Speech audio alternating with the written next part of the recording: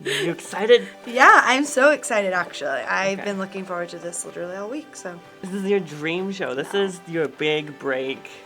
I mean, who showbiz. knows? Who knows? This could really go viral. Because everyone wants to know about social media tips and all the Everyone tricks. wants to know about Mara. Okay, yeah, that too. I mean, I'm all about it.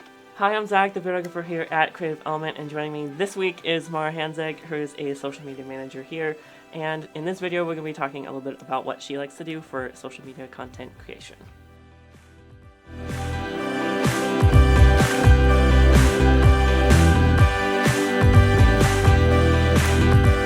So starting off, I'm just going to ask Mara, what do you do? So I am a social media manager here at KreativElement. I create thoughtful, funny, informative content for clients that we have. I do a lot with engagement and focusing on different audiences that we want to target. All the fun stuff you don't usually see on the backside of social media's businesses, pretty much. It's a lot of fun. I do a lot of digging, a lot of research, a lot of content creating, and yeah, it's a good time. Yeah, so we'll kind of get more into that research aspect later. Yeah. But just on the face of it, what is a day in the life of Mara's just making content? So making those posts, what kind of goes into that? Yeah, so coming into work is a different day every single day. I have so many clients that I do work for that aren't the same. For an example, I have a client that it's a doctor's office. They do vein work. And so on that side of things, when I create my content, it's very professional. It's very informative. Whereas other clients, I mean, we use humor and we use a lot of personal voice throughout the content because it's perceived well through the audiences of those types of businesses. On a day-to-day, I create my social sheets. And what a social sheet is, it's what I'm posting out a week before on these social platforms. So whether it's going to Twitter, Facebook, YouTube even sometimes, working with video, that's huge. And I create posts that are relevant to, the seasons, the promotions they're running, whether, there's holidays coming up. I mean, there's so many things to think about when creating content, and it could go on forever. I mean, that's why you hire us, right? It's a lot. Taking all that time and really focusing on that voice of the client, of their business, and knowing what the target audience is, that is a huge reason why someone would hire a place like KE and outsource their management, because it does take so much time to do that. But my question for you then would be, how does that, sorting through your clients and finding that target audience and getting that voice, does that take a lot of time for you to switch over, get that mindset? For starters, I think at first it could be overwhelming to someone that has just begun creating content for an audience they have no idea.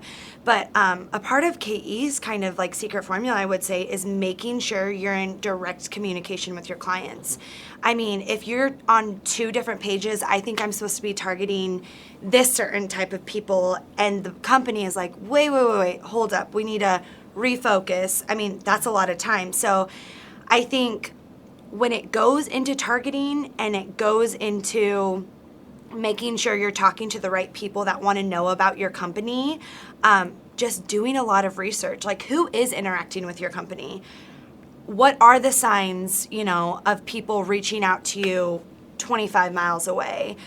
Trying to find those patterns, I think, is super beneficial, especially when targeting, finding those patterns and finding exactly why these people are coming to your business, are visiting your page. Knowing why they're interacting with your content, I think, makes a big difference in knowing exactly who to target for sure. Yeah, and when we say target, what does that mean? That's who we want to see our content. That's who we want to engage with our content. Sometimes it's definitely hit or miss, and that's a part of targeting and experimenting with targeting. Yeah, so that kind of brings me to engagement. So when, the content is working and there are people commenting and liking, you as the manager, you want to get in there and you want to comment back and start a conversation and keep that conversation going. Yeah. So kind of what are some things that you do for engagement? When I'm focused on engaging with my clients' customers, it's an opportunity for me to show, again, the company culture or how we're responding. I think it's vital to any company when you're responding and engaging with the customers of your business to show them who you really are, whether it's a bad review or even a great review. Responding and being on top of it, I think, is super crucial. And, as someone that does that for a lot of companies, people love it. People love to see that your company is in action and it's taking, the stand to respond, to taking the 2 seconds to respond to a great review, or even taking the 5 minutes to figure out what went wrong in the bad review.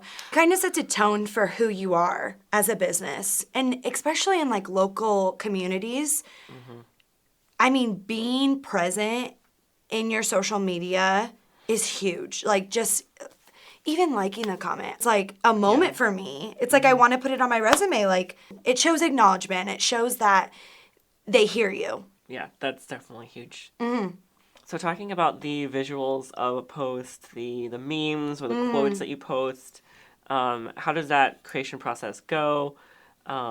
Are you a person who makes those memes? Yes. Do you find them? How does Yes. that work? So a lot of the times in a company when I'm creating content, I want to make sure that my topics that I'm covering have room for graphics. I mean, there are some topics that I touch on throughout my companies that we don't really need a graphic, a link will work.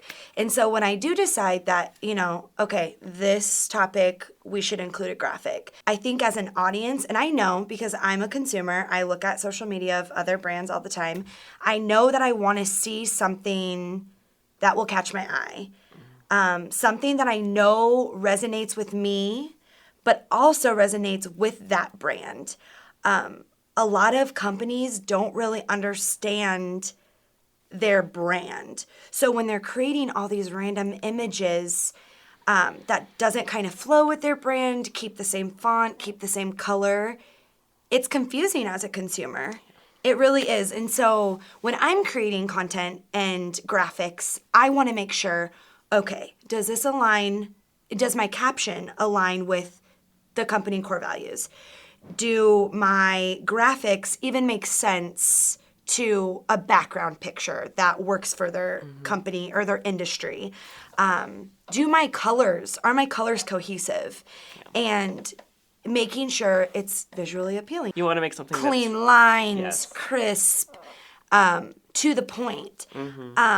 Another tip and trick that we actually use is making sure that we have a graphic that could be used as an ad or a boosted post. You don't want a lot of text on your pictures because unfortunately your consumers aren't going to read it.